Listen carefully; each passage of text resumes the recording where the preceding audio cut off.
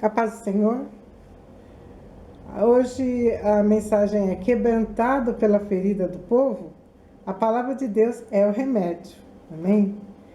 Jeremias era um profeta que participou do sofrimento do seu povo. Pregou suas mensagens de advertência ao reino de Judá. Caso não se arrependessem, haveria uma catástrofe iminente durante 40 anos. Lá em Jeremias 8, 20 e 22, Jeremias diz: passou a cega, findou o verão, e nós não estamos salvos. Estou quebrantado pela ferida da filha do meu povo. Ando de luto. O espanto se apoderou de mim. Porventura não há unguento em Gileade? Ou não há lá médico? Por que, pois, não teve lugar a cura da filha do meu povo? Tinha remédio, tinha médico, mas não tinha cura. O que estava acontecendo com o povo daquele lugar? Eles clamavam a Deus e não havia consolo. Deus não estava mais em Sião. A tristeza do profeta Jeremias pelo seu povo que estava entrando no esquecimento e desamparo de Deus devido à apostasia contínua. O profeta tentou alertar os reis sobre os planos de Deus, mas nenhum deu atenção à advertência. Os governantes, os sacerdotes e os falsos profetas estavam levando o povo à perdição. Seus caminhos, as suas obras eram más, oprimiam os estrangeiros, o órfão e a viúva. Derramavam sangue inocente, davam ouvidos a palavras falsas. A casa de Deus parecia uma caverna de salteadores. Adoravam vários ídolos, provocando a ira do Senhor. A deterioração teve início entre os líderes religiosos. As pessoas também não se interessavam muito pela palavra de Deus. Gastavam muito tempo em prazeres sexuais e em pensamentos lascivos.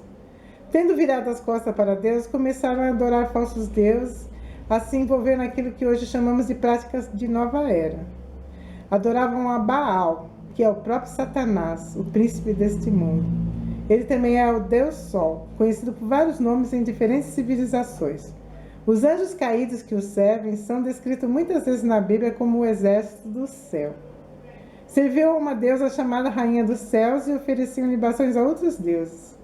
Uma forma de idolatria que era extremamente ofensiva ao Senhor era o sacrifício de crianças. Naqueles dias, uma criança recém-nascida era levada até a grande estátua de bronze de Moloque, outra face de Satanás, no vale de Inom e lançada viva na fornalha.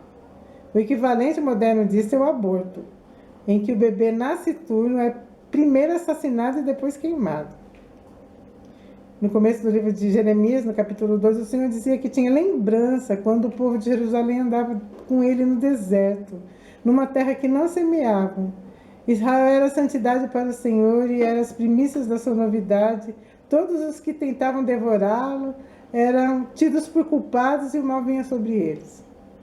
E pergunta: que injustiça acharam vossos pais em mim para se afastarem de mim, indo após a vaidade e tornando-se levianos? E não disseram: onde está o Senhor que nos fez subir da terra do Egito, que nos guiou através do deserto, por uma terra de ermos e de covas, por uma terra de sequidão e sombra de morte, por uma terra em que ninguém transitava e na qual não morava algum homem? E eu vos introduzi numa terra fértil para comerdes, nela entrastes, contaminaste a minha terra e da minha herança fizeste uma abominação. Lendo esses versos, vemos como é triste saber que esse povo foi tão ingrato ao Senhor Deus. Porque a vontade de fazer maldades e buscar benefícios com os deuses de outros povos, Deus não teve outro jeito a não ser abandoná-los e deixá-los ao esquecimento, pelo menos naqueles tempos. E hoje, por que vemos tantas pessoas se sentindo abandonadas por Deus? Será que não foram elas que abandonaram o Senhor? A nossa sociedade nesses dias inclui corrupção de governo, autoridades estaduais, federais, empresas, sistema financeiro e muitos outros. Nossa sociedade está tão decadente e depravada quanto a sociedade do tempo de Jeremias. Poucos são os cristãos verdadeiros, os tementes ao Senhor. Poucos são os que protestam em alta voz corrupção, indústria de aborto, pornografia. Não buscam ao Senhor, buscam ouvir falsos profetas. A Bíblia tem por volta de 302 páginas, mas a maioria quer ouvir pregadores que não falam sobre o que contém nessas páginas, mas Elas querem ouvir pregadores que agradam aos seus ouvidos e que lhe dá muitas emoções. Se buscarem conhecer e entender as Escrituras, vão saber que precisam o que precisam. Precisam confiar no Senhor, Jesus, obedecer aos seus mandamentos, confiar em suas promessas, ter uma fidelidade maior nos momentos de provações. Também vão precisar travar uma missão mortal contra o pecado. Vão ter que ter disposição de ser conduzidos pelo Espírito Santo de Deus.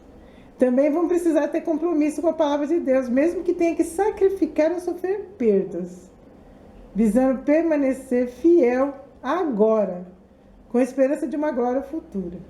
Não é fácil. A maioria das pessoas buscam aceitação pelos outros, gratificação física, vingança, estar certo de tudo, merecer sempre mais, estar livre de restrições, ter poder sobre outras pessoas e estar no comando de suas vidas. Mas o Evangelho pede renúncia e um novo nascimento.